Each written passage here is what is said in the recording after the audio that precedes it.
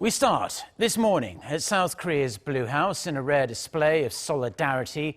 President Moon Jae-in and the leaders of all the country's political parties have demanded Japan immediately remove its export restrictions on Seoul.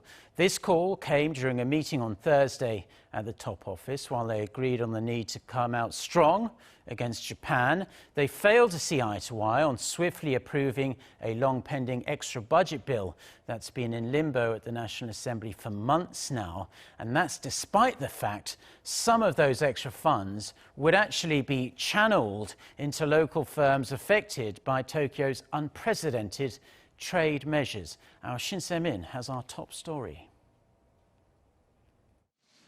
United against Japan's export restrictions that aim at undermining the heart of the Korean economy, President Moon Jae-in and the heads of the nation's 5 main political parties agreed to form a pan-national emergency cooperation body on Thursday.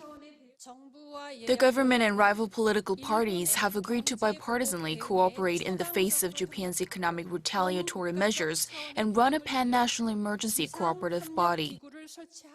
During a rare meeting, the first of its kind in over a year, President Moon Jae-in and the leaders of the parties shared a mutual understanding that Japan's export curbs are an unfair economic measure that goes against free trade principles. Standing in unity, the president and the National Assembly leaders called on Tokyo to immediately withdraw its export control of core materials necessary in the manufacturing of semiconductors and display panels. Japan should clearly realize that additional measures such as removing Korea from its whitelist of trusted trade partners clearly jeopardizes not only bilateral relations, but also the security and regional cooperation in Northeast Asia. As for sending an envoy to Japan, President Moon reportedly said such a deployment of a high-level official is possible at any time, but added that doesn't always mean it will be the ultimate solution, and said negotiations should take place first.